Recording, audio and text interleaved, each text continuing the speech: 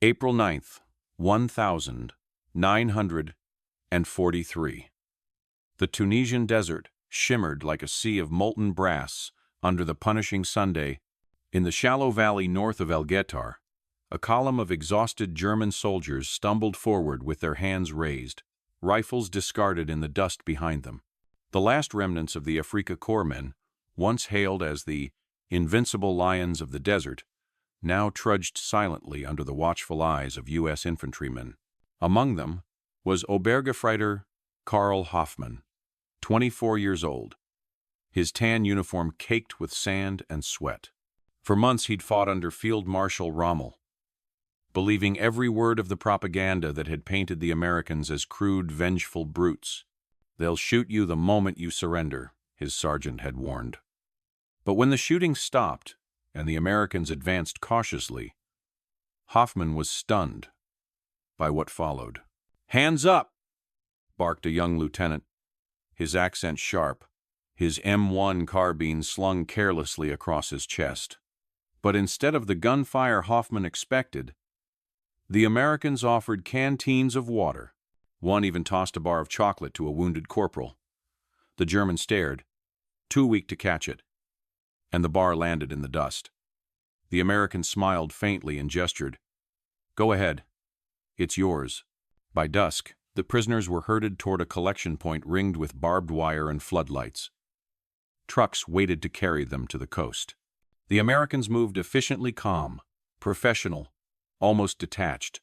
Hoffmann couldn't reconcile what he saw with the stories he'd heard in North Africa, that captured Germans were beaten, tortured, or starved. These men seemed indifferent, almost humane.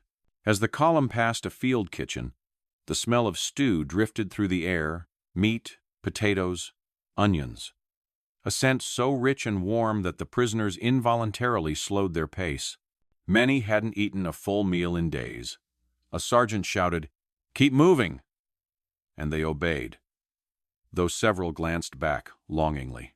Later that night, to their disbelief, that same stew was ladled into their tin bowls.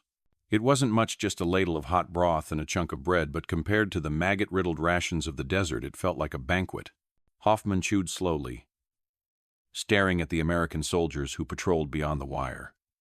They laughed softly among themselves, passing cigarettes, the glow of their lighters flickering in the dark.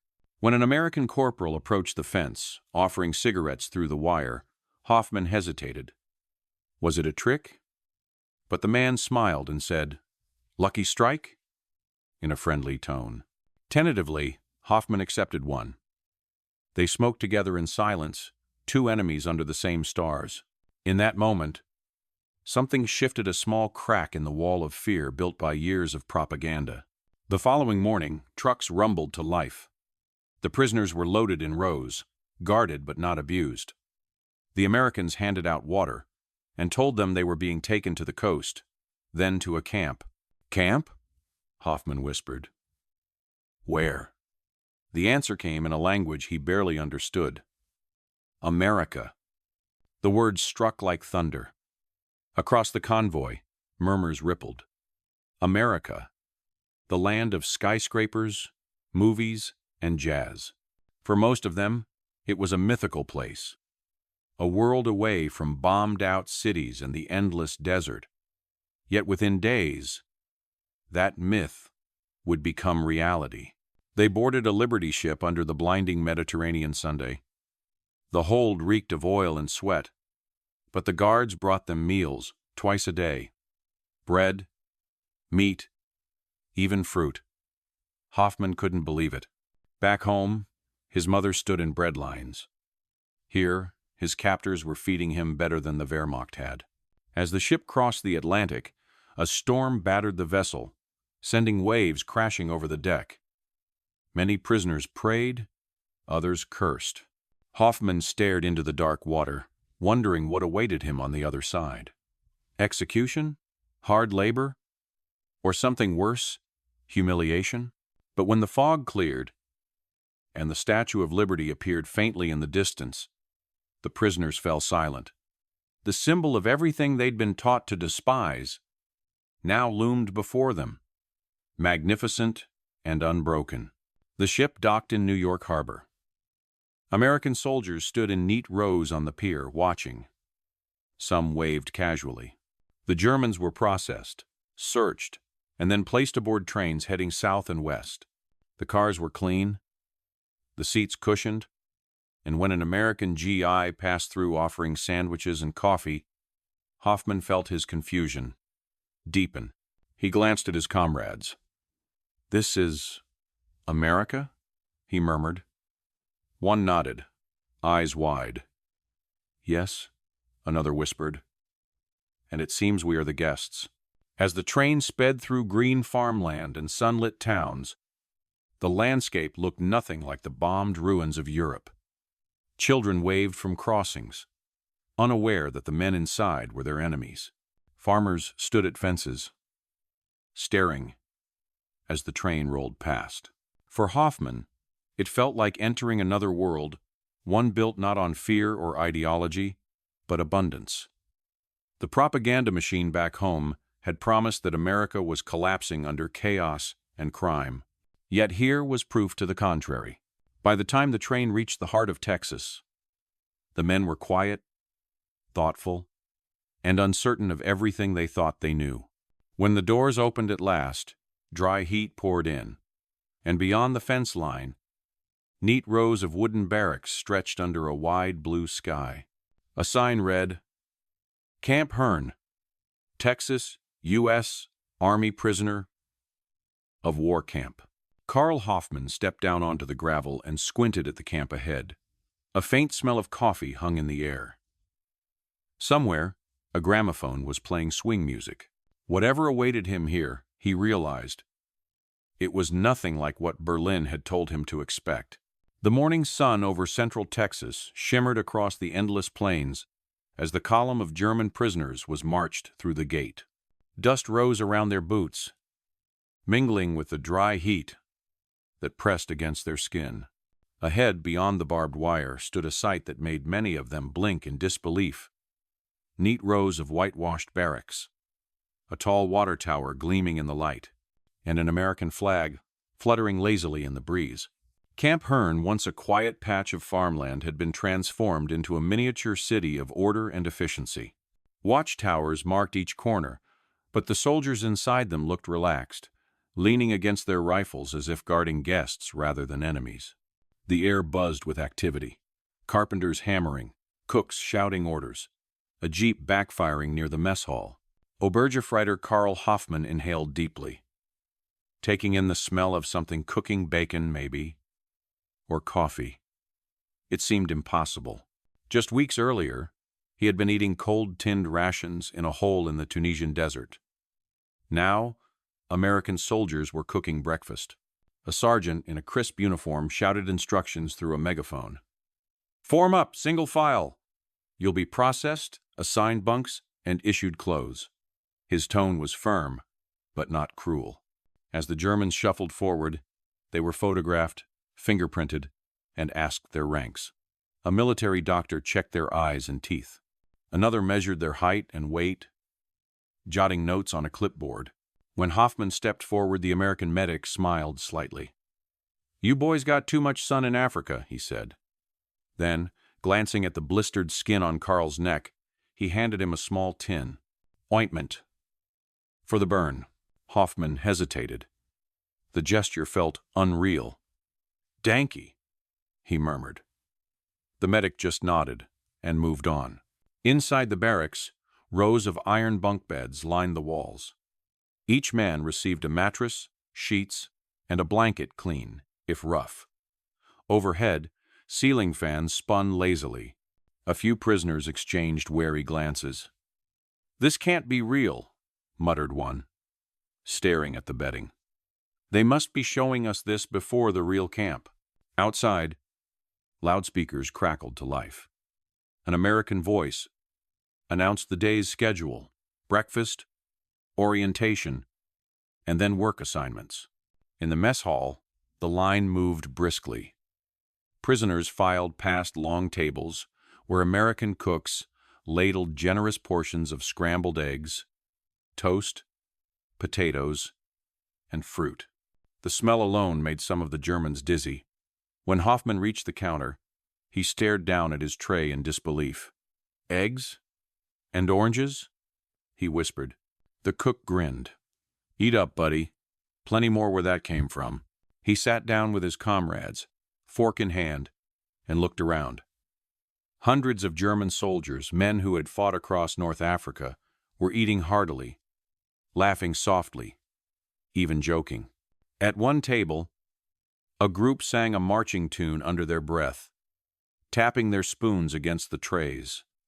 The sound echoed faintly through the hall, not defiant, but almost nostalgic. Hoffman took a bite. The eggs were fluffy, the bread still warm. He couldn't help but smile. Back home, his mother wrote that food was rationed, that butter and meat were nearly impossible to find. Yet here, in captivity, he was eating like an officer. After breakfast came orientation.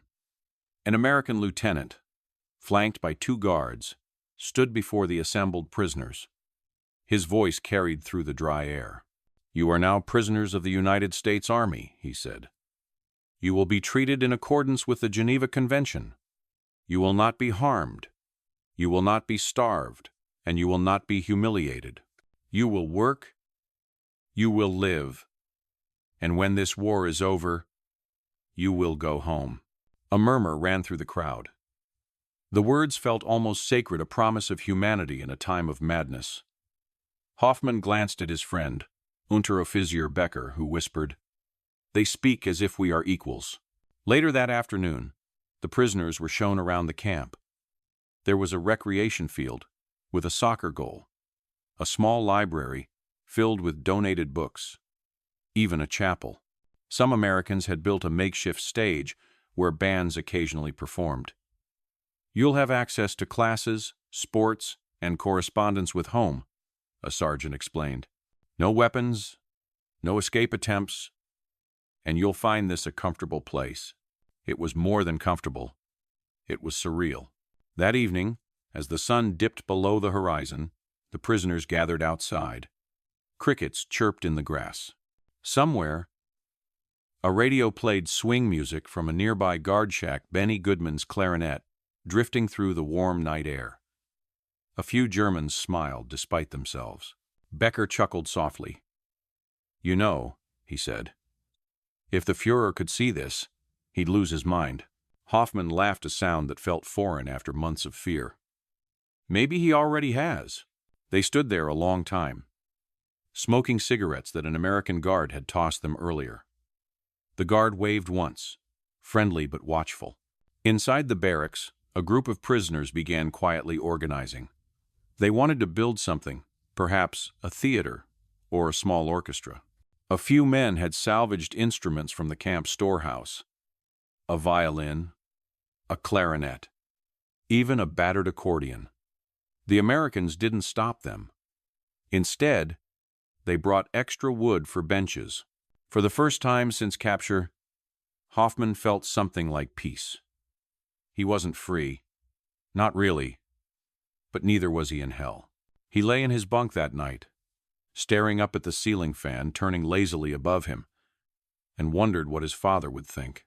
The Reich had told them America was a land of chaos and greed, ruled by degenerate culture.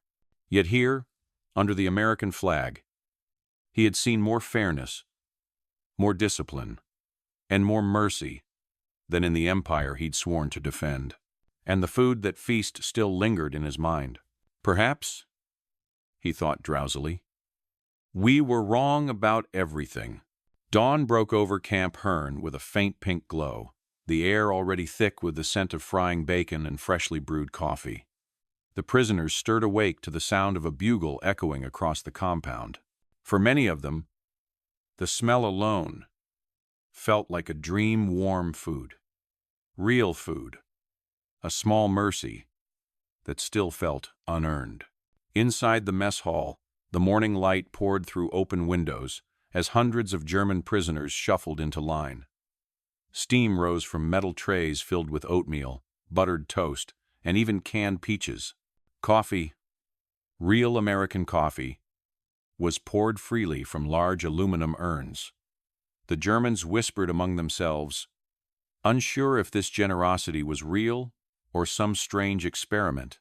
When it was Karl Hoffmann's turn, the cook behind the counter nodded politely. "Morning, pal. You want sugar?" The prisoner hesitated, then nodded. The cook grinned. "Don't be shy. You're in Texas now." Karl sat down at the table, spooning sugar into his coffee. Around him, men were laughing, eating, and shaking their heads in disbelief. Some were even trading jokes with American guards who leaned casually by the doorway. "They eat like kings," muttered Becker, watching one guard devour a slice of pie. "And yet, they share with us." What stunned the Germans wasn't just the food, it was the principle behind it. Every meal came with the same portions, the same rations as the American soldiers received. Even the officers ate no better than the privates. The equality was jarring. Back home, the German army's hierarchy had been rigid. Officers feasted, while enlisted men starved. But here, the captors treated prisoners with the same procedural fairness they gave their own men. One day, Hoffmann watched an argument unfold between a guard and the camp cook. The cook had mistakenly served smaller bread slices to the prisoner's line. Within minutes, an American lieutenant intervened, his tone stern. "They get the same, understand? Same as our boys." The cook corrected it immediately, and the Germans received larger portions that evening. It was a small act, but to men raised under a regime obsessed with domination, it felt revolutionary. As weeks turned into months, the camp's rhythm became familiar. The men worked during the day, tending fields, repairing fences, sometimes building roads under supervision. In return, they were paid with canteen coupons, small slips of paper they could use to buy goods from the camp store. Inside were luxuries none of them expected: cigarettes, soap, candy, even postcards. Some prisoners sent letters home. Others used the coupons to buy materials for hobbies, paint, brushes, and wood. Before long, the camp transformed into a small community. Prisoners built gardens, carved furniture, and played music in the evenings. A few even started classes: mathematics, English, engineering, taught by officers or university students among them. The Americans didn't interfere. In fact, they encouraged it. "Idle men cause trouble," said one American guard with a grin. "Busy men stay human." That philosophy soon became clear. The camp library grew steadily, donated books, newspapers, even magazines. Prisoners began reading about the United States, its history, its constitution, its politics. For many, it was the first time they encountered the ideas of liberty and democracy without Nazi filters. One afternoon, Hoffmann sat under the shade of a tree with a small book titled The Federalist Papers.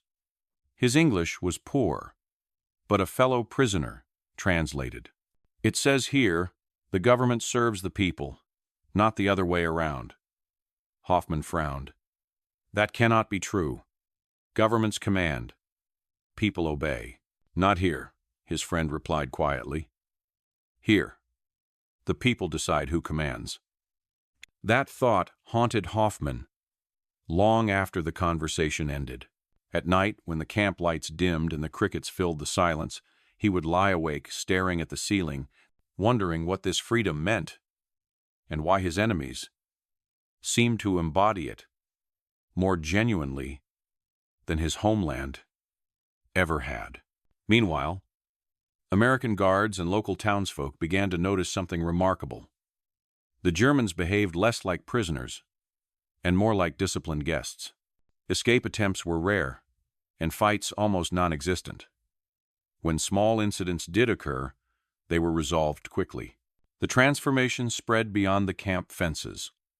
Local farmers, facing labor shortages because of the war, began to hire German POWs to work their fields under U.S. supervision. The first time Hoffmann was loaded onto a truck bound for a cotton farm outside the camp, he expected hostility, maybe even violence. Instead, the farmer's wife came out to greet them with a tray of lemonade. "You boys thirsty?" she asked kindly. The Germans stood frozen, unsure how to respond. The woman laughed softly. "You work hard in this heat. You'll need it." She poured each of them a glass, her hand steady, her tone gentle. Hoffman looked at Becker and whispered, "Do they know who we are?" Becker nodded slowly. "Yes, and they don't seem to care." For the next several weeks, they worked alongside American civilians, repairing fences, harvesting crops, and painting barns. Some even shared meals on the porch after the day's work. Conversations were slow and awkward, a mix of broken English and gestures, but the warmth was unmistakable. When Hoffman returned to camp that evening, he felt something he hadn't felt in months: dignity. Not because of his uniform or his rank, but because he was being treated as a man. The Nazis had promised them honor through conquest, but here in captivity, they were learning a different kind of honor, one rooted in respect, not fear. By late summer, the camp had changed. The prisoners were no longer haunted men waiting for the war's end. They were craftsmen, musicians, students, and, in small ways, citizens of a world they'd been told did not exist. At night, when the camp band played soft waltzes under the Texas stars, even the guards would stop to listen. And as the music drifted over the fence, some townsfolk outside the camp came to hear too, parking their cars nearby, headlights off, letting the melody carry across the prairie. The war raged across the oceans, but here in this unlikely corner of Texas, enemies had built a fragile bridge of understanding. Hoffman often thought of his home in Dresden, of his mother waiting for letters that might never come. He wondered if she could ever imagine her son sitting in a field under the American flag, listening to jazz, surrounded by kindness instead of hatred. He smiled faintly. Perhaps one day, he thought, the world could learn from this small camp that even in war, humanity could still win. By the autumn of 1943, the blazing Texas heat had eased into long, golden evenings. The camp's trees turned the faintest hint of brown, and the air carried the smell of roasted corn from nearby farms. Life at Camp Hearn had settled into an improbable rhythm, one that still baffled many of its inhabitants. For the Americans, guarding the German prisoners had become routine. For the Germans, captivity had become a slow awakening. What began as disbelief had evolved into curiosity, and sometimes uncomfortable admiration. Each morning the bugle call sounded, and the prisoners lined up in perfect order, boots polished, uniforms patched, and faces clean-shaven. Old habits of Prussian discipline never faded. But now, instead of snarling officers and shouted insults, they were met by calm American sergeants checking attendance with clipboards and dry humor. "Morning, Fritz," one guard would say with a grin. "How's the Texas sun treating you?" The Germans laughed. They'd been called worse on battlefields. Here, Fritz sounded almost friendly. As the weeks went on, small exchanges between guards and prisoners became daily rituals. Cigarettes traded for German buttons, jokes swapped over fence rails, broken English lessons on both sides. Some guards even brought photographs of their families to show wives, children, small towns back home. The prisoners reciprocated, producing worn black and white images from inside their coats. Mothers in Dresden, sweethearts in Cologne. At first, the exchanges were stiff, awkward, then genuine. One guard, Corporal James "Jimmy" Rollins, often lingered near Hoffman's work group. A farm boy from Kansas, Rollins spoke in slow, easy drawl. He asked questions most Germans never expected from a soldier. "Back home, do you really gotta salute your officers everywhere you go? Even in town?" Hoffman smiled. "Of course. It is. Respect." Rollins shook his head. "Respect's fine. But if my sergeant tried that on me, I'd tell him to take a walk. Hoffman frowned, unsure if the man was joking. You would be punished. Maybe, Rollins said, chuckling. But see, that's the difference. Here, you can call your boss a fool if you're willing to take the consequences. Freedom means you get to make that choice. The idea hit Hoffman like a blow. Freedom not as chaos, but as responsibility. Not as rebellion, but as dignity. He carried that thought with him long after the workday ended. At night, under the glow of dim lamps, discussions erupted in the barracks. Former officers argued politics. Engineers explained America's industrial miracles, and theologians debated morality. They say every man votes, one soldier muttered incredulously. Even the factory workers. Yes, another replied. And they elect their leaders, not the other way around. To most of them, democracy had been portrayed as weakness, mob rule. But here, surrounded by the calm confidence of their captors, that illusion was unraveling. Even the structure of the camp reflected a strange sort of fairness. Complaints could be filed to American officers and were often investigated seriously. When a guard was reported for shouting obscenities at a prisoner, he was disciplined in front of the entire watch detail. The prisoners murmured among themselves in disbelief. In the Reich, no one questioned authority. Here, authority questioned itself. Hoffman began to write letters home careful, censored letters that still carried hints of wonder. We are treated correctly, he wrote to his mother. We work, we eat well, we study. It is not what we were told. The Americans are not barbarians. They are something else, something freer. He never mentioned the moments that haunted him most, the ones that forced him to confront the gulf between what he'd believed and what he now saw. Once, during a Sunday service held by a German chaplain in the camp chapel, an American officer quietly entered and stood in the back. When the service ended, he approached the chaplain. That was beautiful, he said. Mind if I attend next week? The prisoners stared in stunned silence. The idea that a Protestant American officer would humbly ask to attend their service their enemies worship was unthinkable in the Europe they'd left behind. Slowly, the men began to realize. The American strength wasn't their weapons or numbers. It was their principles, the abundance of food, the access to books, the chance to speak freely. It all pointed to a society that didn't need fear to maintain order. It used trust instead. Hoffman began spending his evenings helping the camp translator teach English. The Americans allowed it, even providing notebooks and chalk. The more they learn, one lieutenant said, the less they'll want another war. And it was true. The more the Germans learned, the more they questioned everything they'd fought for. One night, Becker pulled Hoffman aside. Do you ever think, he asked quietly, what will happen when we go home?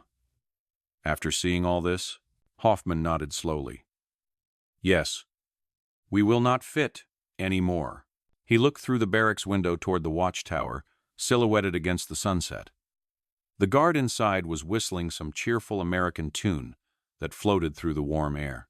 Maybe, Hoffman said softly, the victors are not who we thought. In the distance, a train whistle echoed faintly across the plains. Supplies arriving from another camp, perhaps. Or new prisoners. The war was far from over.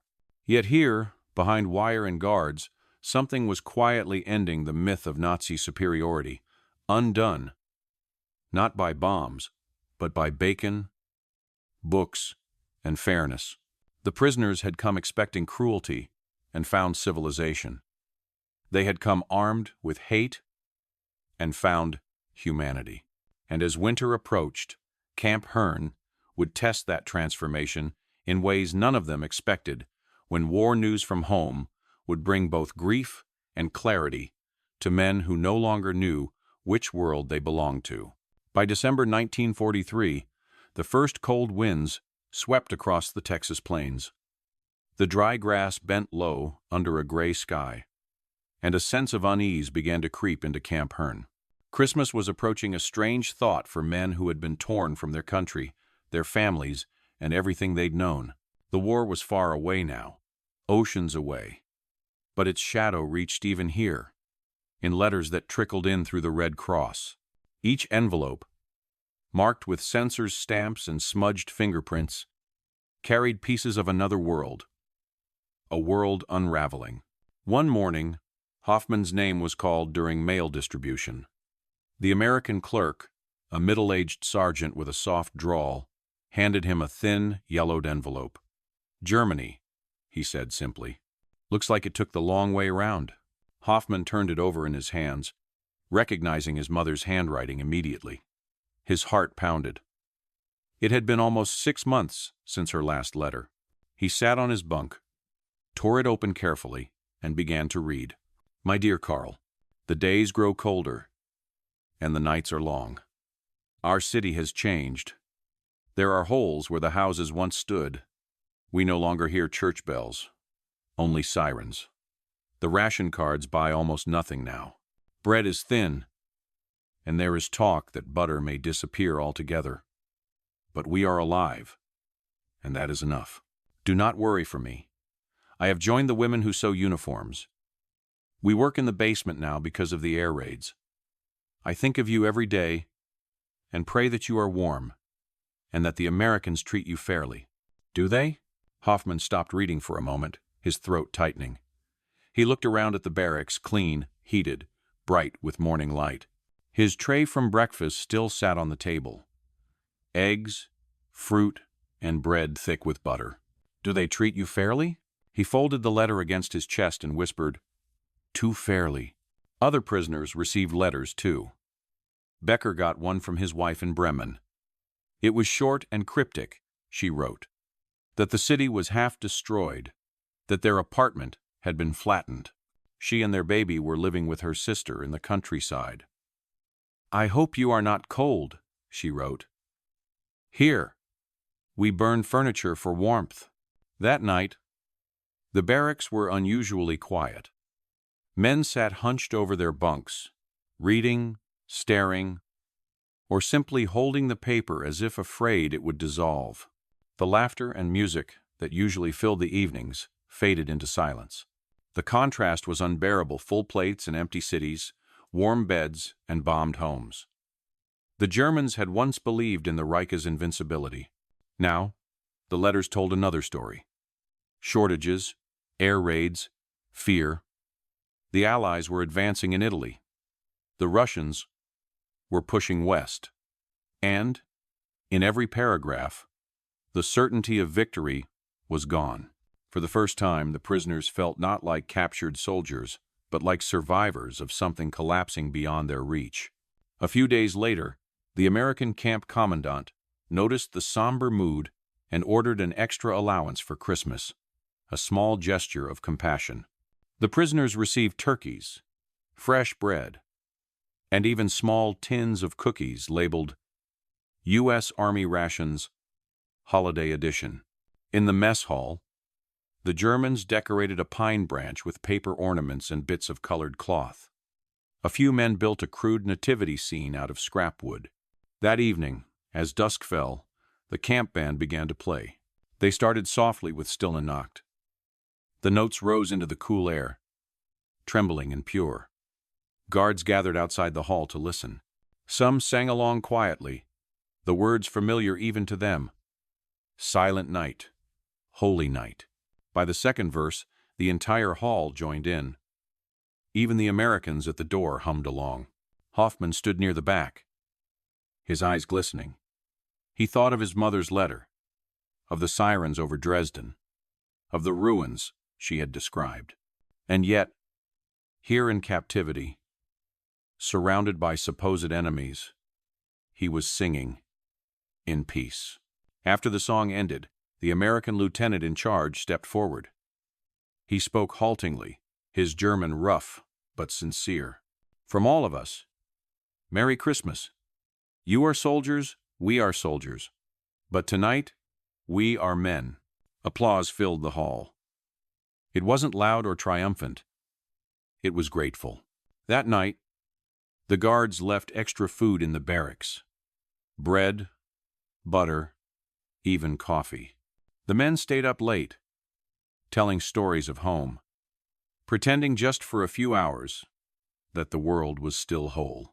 But when the lights went out, the truth crept back. In the darkness, Hoffman could hear Becker whispering. "I can't stop thinking about my child," he said. "I was supposed to protect them.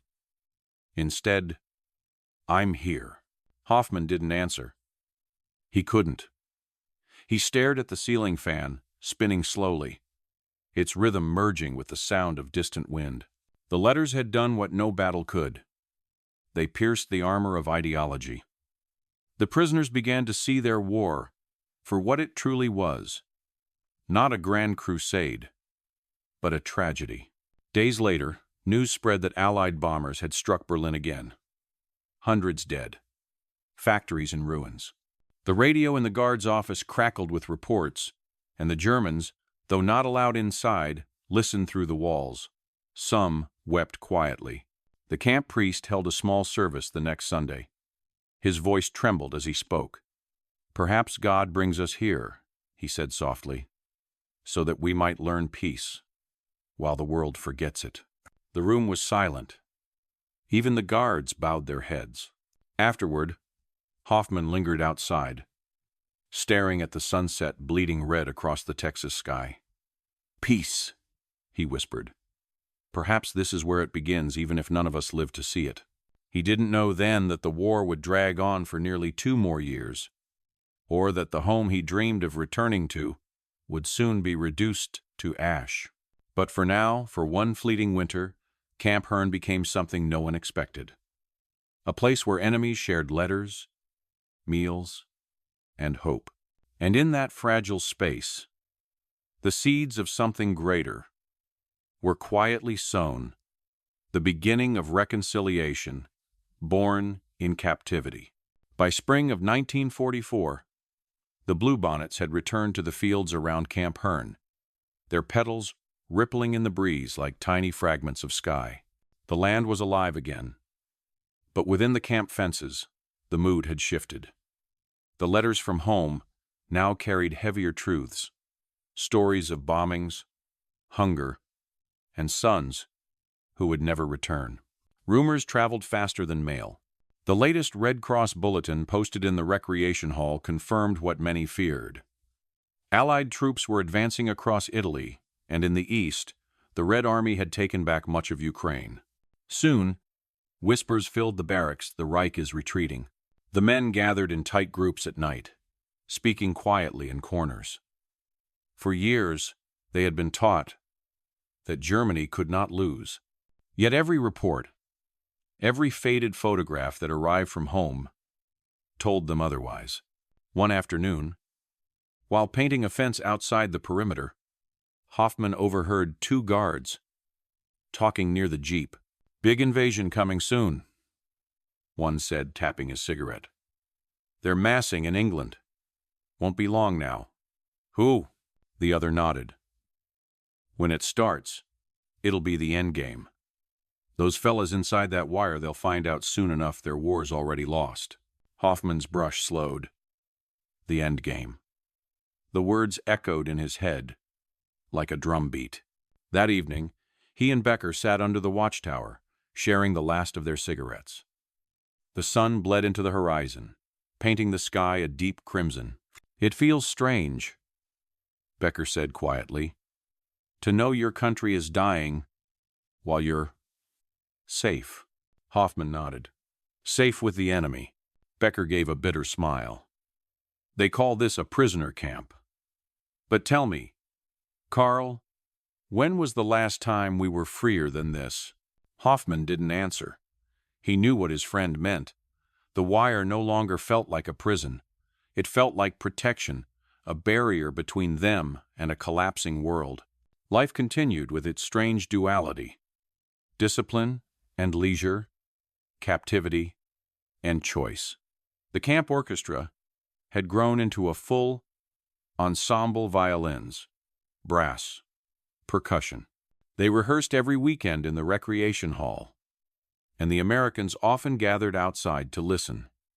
Music had become the camp's heartbeat. One evening, they performed Beethoven's Ode to Joy. The hall overflowed guards, prisoners, and even townsfolk standing beyond the wire. As the final notes swelled, something extraordinary happened. The Americans applauded, not politely, but with genuine warmth. Some even shouted, "Bravo!" It wasn't lost on anyone. The anthem of Europe of brotherhood and freedom had transcended the wire. Afterward, Hoffman helped pack the instruments. "It's strange," he said to the conductor, a thin, spectacled man named Vogel, "that we play Beethoven while Berlin burns." Vogel wiped his glasses, sighing. "Beethoven belongs to all men now. Maybe that's the lesson of this war." That lesson deepened as 1944 wore on. In June, news of the Normandy landings reached Camp Hearn. It spread like wildfire, carried in bits of English overheard from the guards, in headlines glimpsed from newspapers delivered to the camp office. Allied troops land in France. The Germans gathered around Hoffman as he translated the rumors. For a long moment, no one spoke. Then Becker exhaled slowly. "So, it begins." No one cheered, no one cursed. They simply stood there, absorbing the inevitability of it. The dream of victory, the dream that had driven them across deserts and oceans, was dead. Yet instead of despair, many felt something closer to relief. In the following days, the American command allowed the prisoners to hear radio broadcasts under supervision. News of battles in Normandy, of cities liberated, of Allied progress filled the air. Hoffman listened, his face unreadable. "Every word they said was once forbidden," he murmured. "Now we hear it openly." Even the most loyal Nazis among them began to falter. The camp had its share of diehards, men who clung to ideology, who wore invisible swastikas in their hearts. They had bullied others at first, shouting slogans and accusing moderates of treason. But now, their voices grew faint. One evening, a small argument erupted near the barracks. A staunch party man named Kruger accused another prisoner of betraying the fatherland by studying English and reading American newspapers. The argument escalated until an American sergeant intervened. He separated them calmly, then turned to Kruger. "You think loyalty means closing your eyes?" the sergeant asked. "Try opening them, son. You'll see more than flags." Kruger said nothing. But the next morning, his armband, a makeshift swastika sewn inside his jacket, was gone. Change came quietly, one soul at a time. Soon, even the guards noticed the difference. The Germans worked harder, joked more, and spoke openly about life after the war. Some dreamed of emigrating to America. Others wanted to rebuild Germany differently. "Without fear this time," Hoffman said once, half to himself. In late summer, a delegation from Washington visited the camp. They inspected the facilities, spoke with the prisoners, and took notes on how humane treatment seemed to reduce resistance and radicalism. One officer remarked privately, "Feed a man, treat him fair, and he starts questioning what made him fight in the first place." The policy was deliberate. The United States believed that by showing justice, it could plant the seeds of democracy even behind barbed wire. By September, the camp newspaper, written by the prisoners themselves, began printing essays about freedom, music, and philosophy. Hoffman contributed an article titled "The Power of Fairness." It ended with the words, "Here in captivity, we have discovered what it means to be free. Freedom is not a flag or a victory parade. It is a meal shared with one's enemy, a book given without fear, a song sung under guard that still makes men cry." When the American commander read it, he quietly requested a translated copy and sent it to Washington. No one told Hoffman, but months later, His words would be used in a U.S. Army report titled, "Re-Education Through Humanity." By then, he no longer cared about reports or ideologies. He cared about the small things, the taste of coffee at sunrise, the laughter of his comrades, the strange peace that grew where hatred had once ruled. Outside the camp, the world was burning. Inside, something new was being born, fragile, invisible, but undeniable. And soon, as the war turned decisively against Germany, that fragile peace would face its greatest test, the news of what had been discovered in Europe's ashes. Winter 1945 crept across Texas quietly, without the violence that had engulfed Europe. The mornings were crisp and clear, the nights long and still. Yet inside Camp Hearn, something dark was stirring whispers of news too terrible to believe. It began with a single headline. One cold January morning, an American guard brought in a folded newspaper, its pages wrinkled and faintly smudged with ink. He read the front page to his friend in low tones, not realizing that a few German prisoners nearby could hear. Red Army liberates camp in Poland. Thousands dead. Called Auschwitz. The name meant nothing to them at first. Just another battlefield, perhaps.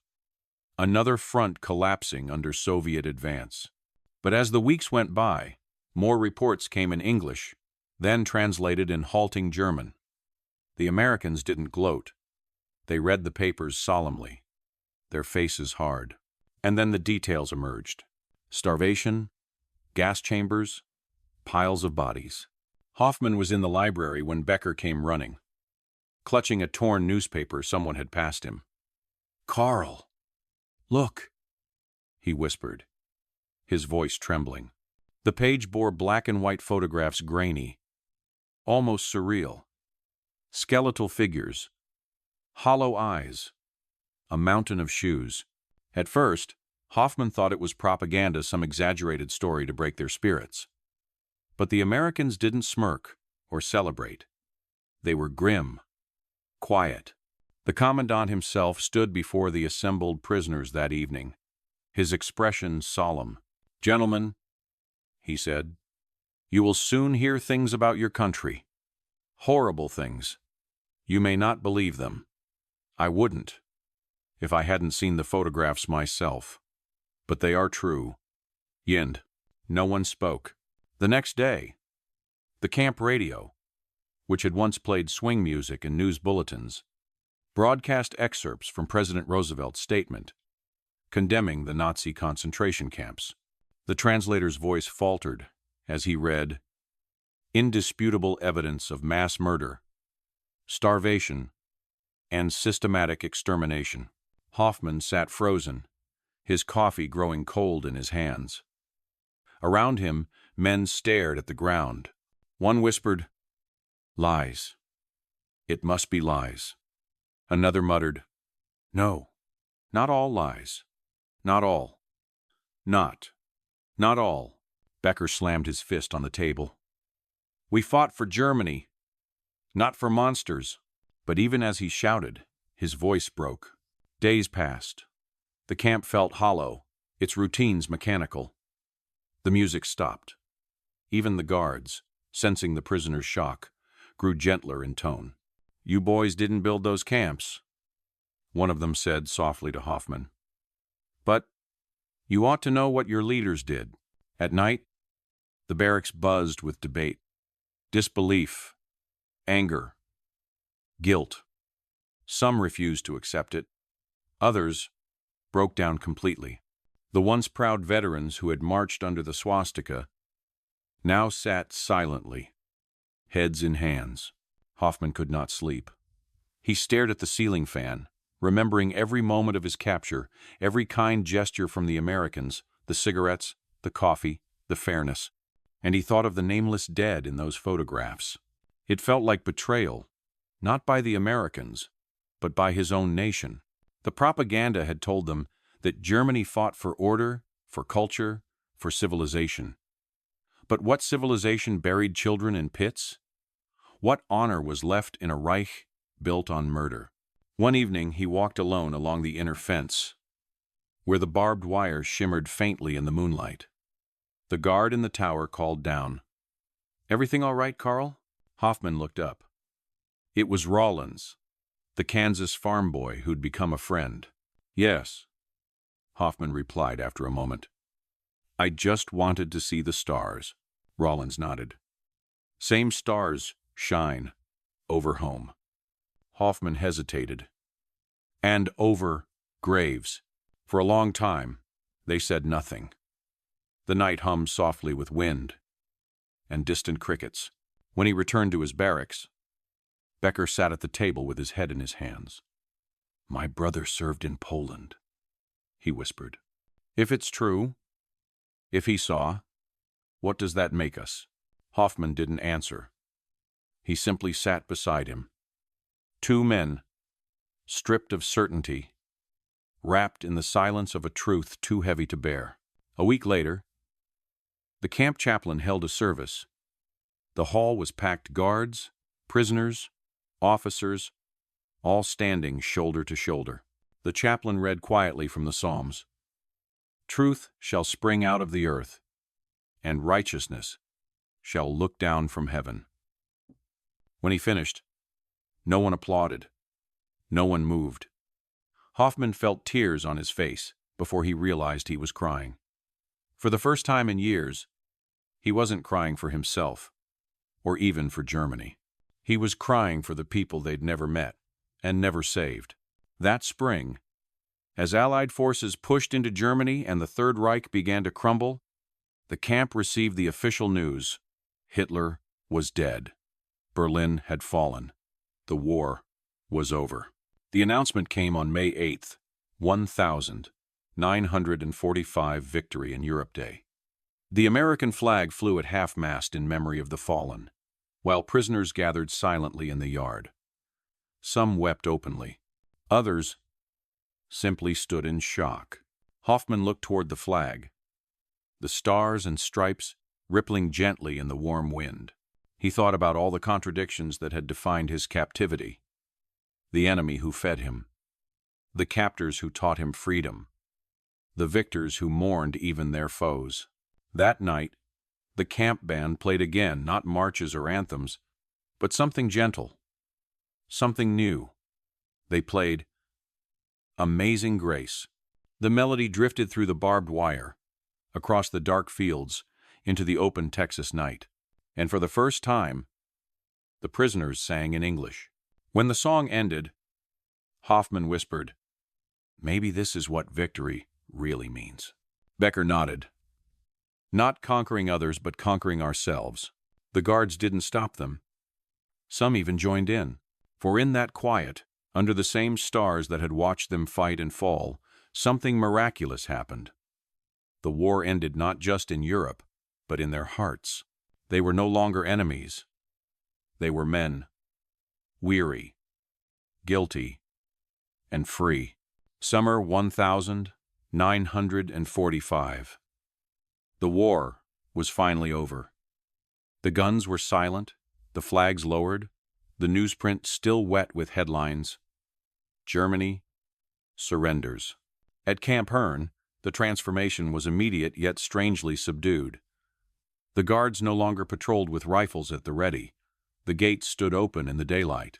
Trucks came and went, carrying supplies, letters, and orders, but no fear. The men who had once marched into the camp as enemies now moved freely within it. They mended fences, packed their few belongings, and waited for transport home. But for many, home had become a word without meaning. Hoffman sat under a mesquite tree, his hands resting on his knees, staring at the horizon. Beyond the wire, the fields shimmered with heat. Somewhere in the distance, a train whistle blew a sound that used to mean movement, victory, purpose. Now it only meant leaving behind a strange kind of peace. A group of American soldiers walked past, laughing. One stopped and called out, "Hey, Carl. You'll be going home soon, huh?" Hoffman smiled faintly. "Yes," he said. "Home." The soldier grinned. "Bet you can't wait." Hoffman hesitated, then replied softly, "I am not sure anymore." The soldier's smile faded. He nodded once, understanding more than words could explain. Over the following weeks, the Germans were processed in groups.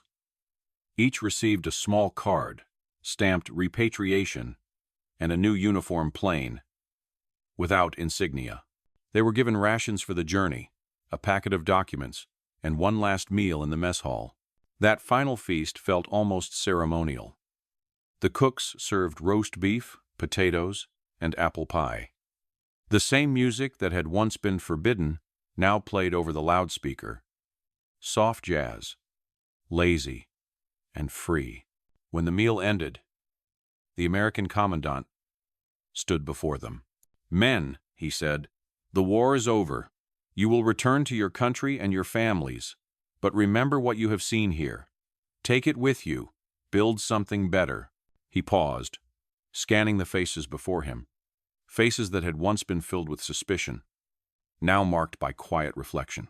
"You were our enemies," he continued. "But you were also our guests. And now you leave as men who understand what peace can be." He saluted them. And then, astonishingly, the Germans saluted back.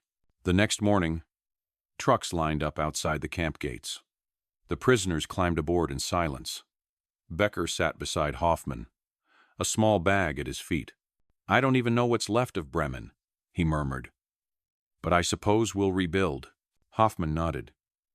"Yes, but not the same way." The convoy rolled out onto the open road. Dust billowed behind them as Camp Hearn shrank in the distance. The American guards waved from the gate, some smiling, some solemn. One shouted, "Good luck, boys." As the camp disappeared over the horizon, Hoffman turned to Becker. "Do you think we'll ever see them again?" Becker shrugged. "Maybe not. But I think we'll carry them with us. Every one of them." They traveled by train to the port at Houston, then boarded a ship bound for Europe. The sea stretched endless and blue, calm, under the summer Sunday. Many of the men stood at the railings, staring westward toward a land that had shown them mercy in war. At night, Hoffman couldn't sleep. He lay awake listening to the creak of the ship, the waves slapping softly against the hull. His mind replayed everything: the desert surrender, the first meal in America, the laughter of the guards, the music under the Texas stars. He realized that the real captivity had not been behind the wire, it had been inside them. The years of blind obedience and fear. America had broken that, not with force, but with fairness. When they arrived in France, the men were transferred to Allied, holding camps before being sent into Germany. The landscape shocked them. Towns lay in ruins, bridges collapsed into rivers, and skeletal buildings stood like tombstones of a lost civilization. As Hoffman crossed the border into what remained of his homeland, his stomach tightened. Smoke still rose from the distance. Children scavenged near train stations. Old women carried buckets of water past rubble where bakeries once stood. Germany, once the proud heart of Europe, was a ghost. Becker clutched his bag tightly. "We did this," he whispered. "No," Hoffman said softly. "We allowed it." They arrived in Bremen weeks later. Becker's house was gone. Only a foundation remained. His wife and child had survived, but barely. Hoffman's hometown of Dresden was unrecognizable ash and silence, where cathedrals once stood. For months, he wandered through the ruins, helping clear debris, distributing food for the Allied occupation forces. He spoke English now, fluent, patient. The Americans in charge noticed. One officer asked if he would help translate for reconstruction teams. So he did. And when the officer asked one day, "You ever think of staying?" Hoffman smiled sadly. "I already did, in a way." The years passed. Germany rebuilt itself from the dust.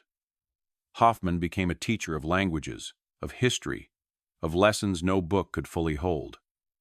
He never spoke of the battles he fought, but when his students asked about the war, he would tell them about Camp Hearn, about the bacon and the coffee, about the fairness that shocked him more than defeat, about how enemies became examples of what humanity could be.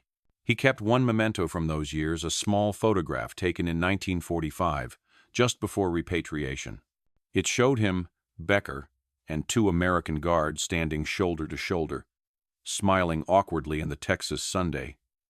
On the back, someone had written in English, "We met as enemies. We parted as men." He kept it framed on his desk until the day he died. And so the story of the German POWs, men who surrendered expecting cruelty but found compassion, became one of the quiet miracles of the war. In the barbed wire camps of America, they discovered not humiliation but dignity, not punishment but perspective. It was proof of something extraordinary, that even in the bloodiest war in human history, mercy could still win battles that weapons never could. And, as long as men remembered that the feast that awaited them, the fairness that humbled them, the humanity that changed them then, perhaps, somewhere beyond the ruins, peace would last.